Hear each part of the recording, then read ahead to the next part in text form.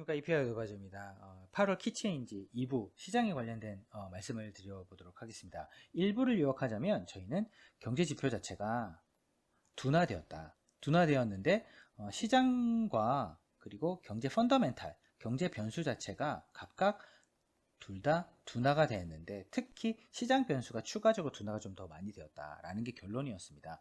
이렇게 둔화된 경제 상황을 실질적으로 자산 시장에 어떻게 반영되는지 보기 위해서 저희는 크게 세 가지를 중요한 요소로 판단을 했습니다.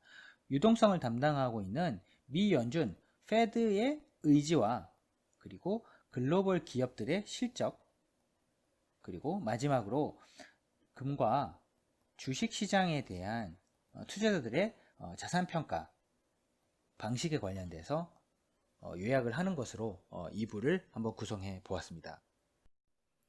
첫 번째, 저희가 글로벌 매크로 모델을 업데이트를 하고 나서 봤더니 이렇게 아메리카 지역, 즉 북미와 남미 지역 공통적으로 생각보다 경제지표가 조금 좋지는 않다. 특히 미국이 속해져 있는 북미 지역 같은 경우는 반등 추세가 그렇게 뚜렷하지 않은 편이고요. 남미 지역 같은 경우는 반등이 일어나지 못하고 경기가 나쁜 상태로 그대로 유지되고 있는 상황입니다. 한편 유럽 같은 경우는 기저효과로 분명히 반등이 좀 나타나고 있고요. 특이한 것은 러시아가 생각보다 나쁘진 않았습니다. 또한 중국은 여전히 좀 강한 모습을 보이고 있습니다. 특이하게 러시아와 중국이 현재 경제 상태가 꽤 괜찮은 부분을 저희가 리뷰를 통해서 나타났고요. 오히려 앞서 일부에서 말씀드렸던 것처럼 글로벌 경기 자체가 썩 좋지는 않다. 저번 달에 비해서는 시장도 그렇고 실제 경제 펀더멘탈도 그렇고, 따라서 리스크 관리가 좀 필요할 것 같은데 가장 리스크가 필요한 지역 중에 하나를 저희는 한국으로 선택을 했고요. 한국의 실제 투자 비중도 저희가 포트폴리오 내에서 꽤 줄이고 있는 상황입니다. 그러면 구체적으로 미 연준의 의지를 저희가 한번 들여다보도록 하겠습니다. 미 연준이 연초에 얘기했던 것은 코로나19로 인해서 시장이 되게 나빠질 것을 감당하고, 그리고 신용이 좋거나 시장의 유동성이 감소하는 것을 막아내겠다라는 의지의 표명으로 미국 재무부가 발행하는 채권과 시장의信용 등급이 좋은 친구들이 발행하는 채권들을 우리가 다 사주겠다. 그런 식으로 돈을 시장에 풀어서 유동성을 공급을 꾸준히 해 나가겠다라는 게 연준의 의지였습니다. 이렇게 미국 재무부가 발행한 채권이 회색으로 표시가 되어 있는데 이렇게 발행된 채권 규모가 있고요. 그리고 남색으로 표시된 실제 페드가 채권을 산 규모를 이렇게 표시를 하고 있습니다. 그러면 이렇게 빼보면 실질적으로 많은 금액이 남아 돌고 있습니다. 즉, 미 연준이 이만큼 채권을 안 사준 겁니다. 시장에서. 즉, 그 말은 시장에 채권이 많이 풀렸다는 걸 의미하게 되고, 채권이 많이 풀렸기 때문에 금리가 반등이 나타났습니다. 즉, 금리가 상승을 하게 된 그런 모습을 보였습니다. 따라서 이러한 움직임 때문에 최근에 미 연준의 베이지북에서 나타난 그런 코멘트들에서 시장이 약간 패스미스틱하게 좀 비관적인 시장의 참여자들의 의견을 좀 많이 불러내면서 단기적인 조정을 좀 이끌어냈던 것으로 보입니다. 그 미 연준의 의지에 이어서 기업 실적의 방향성에 대해서 한번 살펴보겠습니다. 골드만삭스 추정치에 따르면 미국 초대형 기업인 S&P 500 기준의 이익 추정치는 올해 마이너스 21%, 내년에 30% 플러스. 즉 기업의 밸류에이션이 일정하다고 하면 내년에는 이익이 30% 증가하니까 올해 한 21% 감소한다 하더라도 약 10% 가까이의 주가의 상승은 기대해 볼 수 있겠다라는 게 기본적인 이 스냅샷이 말하고자 하는 부분인 것 같습니다. 즉, 내년에 드라마틱한 변화가 기다리고 있겠지만 그 시점이 언제인지 잘 모르겠다. 하지만 2021년 기준으로는 꽤 큰 상승이 있을 것 같다. 하지만 올해 많이 감소하기 때문에 내년의 이익을 현재 가치로 환산해서 본다고 하면 20% 정도 감소를, 2020년 기준으로 이익이 감소하지만 내년에 30%가 증가할 것이기 때문에 그걸 땡겨다 쓴다면 올해 하반기에 주가가 추가적으로 상승할 수도 있겠다라는 게 지금 골드만삭스가 지금 추정하는 바입니다. 그러면 주식에 대해서는 글로벌 기업의 이익의 추정치에 관련돼서는 이런 식으로 저희가 이제 이해를 할 수가 있는데, 금에 관련된 부분은 참 재미있는 부분이 있습니다. 2020년 들어와서 금의 스페큘레이션이 좀 많이 일어났다고 볼 수 있을 것 같습니다. 크게 두 가지였습니다. 인플레이션에 관련된 해지와 그리고 리스크에 관련된 해지, 즉 안전자산이라고 다뤄지기 때문에 금 자체가 이 두 가지 목적으로 사실은 금에 대한 선호가 꽤 많이 올라왔던 부분이 있고요. 이 말은 반대로 이야기하면 화폐의 가치가 떨어지니 금으로 화폐 가치를 보존하겠다. 화폐 가치가 떨어지는 부분을 금으로 보존하겠다라는 의지가 강했습니다. 그래서 연초부터 보게 되면 약 75불 정도 수준에서 프리미엄이 형성되어 왔습니다. 미국 10년물 국채 금리보다. 그러면 최근에 보시는 것처럼 이러한 프리미엄이 좀 과도하게 형성된 부분이 있었습니다. 225불까지 갔다가 최근에 약 125불까지 떨어지는 그런 모습이었습니다. 평균적으로 75불이었기 때문에 최근에 금 가격이 이런 식으로 좀 조정을 받는 모양새를 좀 보이거나 상승 탄력 자체가 둔화되는 모습을 보이고 있습니다. 만약에 금리라든지 시장 정상화가 이루어진다고 하게 되면 이런 차트 자체는 0으로 수렴할 개연성이 있기 때문에 향후에 이런 부분을 감안해서 최근에 금 가격의 상승 모멘텀은 조금 둔화된 것으로 보여집니다. 그러면 주식시장에 있어서 저희가 스타일은 주로 성장주와 가치주로 많이 분류를 하는데요.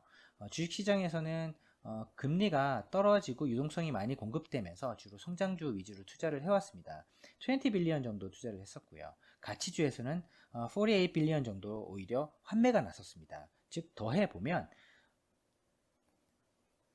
28 빌리언 정도 오히려 이런 주식시장에서의 자금 유출이 발생을 했었던 겁니다. 하지만 최근에 보시게 되면 성장주에는 추가적으로 돈의 유입이 되지 않고 가치주에서도 추가적으로 돈의 유출이 또 되지 않습니다. 즉 시장에서의 어떤 금리와 경기 움직임 자체에 대해서 불확실한 구간에 들어왔다. 금리가 오를 수도 있겠다. 만약에 하게 되면 성장주를 팔고 가치주로 갈 것이고요.